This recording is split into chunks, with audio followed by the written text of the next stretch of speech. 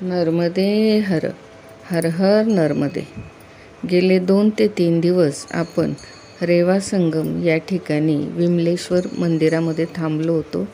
अगदी यथासांगपणे मनाप्रमाणे विमलेश्वर महादेवाची भक्ती 3 दिवस आपण केली. वेगवेगळ्या आख्यायिका आपण ऐकल्या.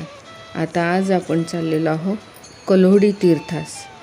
तर या तीर्थाची आख्यायिका चालता चालता आपण पाहूया. जगताच्या कल्याणार्थ भगवंतांनी गाय, वृक्ष, नद्या, शरीरे दिली आहेत. तसे पाहता इतर प्राण्यांपेक्षा मनुष्य देह हा अल्पशक्तिमान आहे.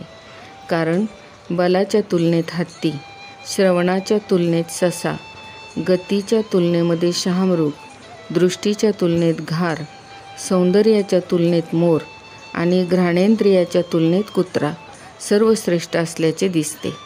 तर इतर प्राण्यांच्या शरीराचे जिवंत असताना जसे अनेक उपयोग होतात तसे मरणोत्तरही होतात.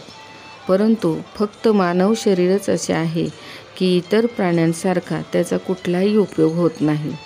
उलट एखादा देह गेला व काही काळ राहिला, किंबहुना स्मशानात जळत असताना देखील अनेक कोसापर्यंत त्याची दुर्गंधी सुटते.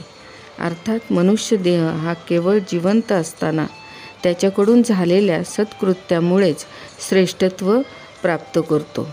जोपर्यंत देह आहे तोपर्यंत ईशचिंतन करावे, ज्ञानदान, श्रमदान, सांत्वन, दुसऱ्याच्या सुखदुःखात सहभागी होऊन सर्वांशी प्रेमाने वागावे, अन्नदान, गोदान, भूदान, समयदान, रक्तदान इत्यादी दाने करून जीवनाचे सार्थक करून घ्यावे.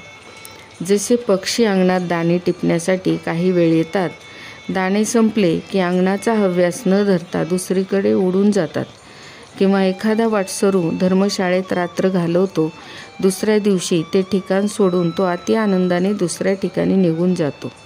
त्याप्रमाणे माणसाने सर्व लौकिक धन, पुत्र, द्वारा या सर्वांना स्वप्नवत मानून त्यांचा आनंदाने त्याग करणे, त्यातील आसक्ती नष्ट करणे हेच संसाराचे वर्म आहे.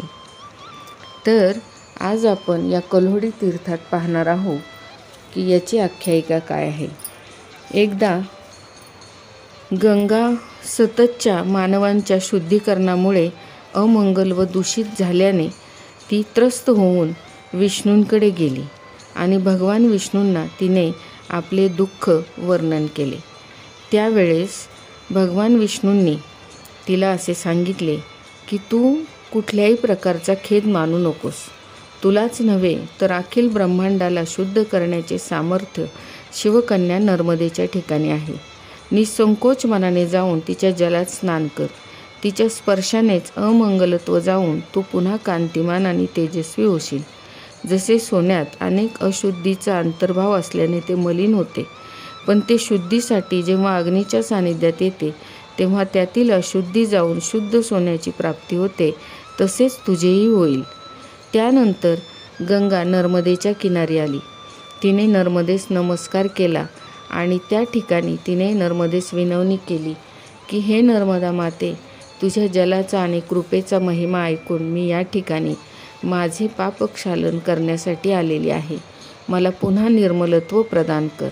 आणि त्या ठिकाणी गंगेने नर्मदेमध्ये स्नान केले आणि स्वतःला पुन्हा निर्मलत्व प्राप्त करून घेतले.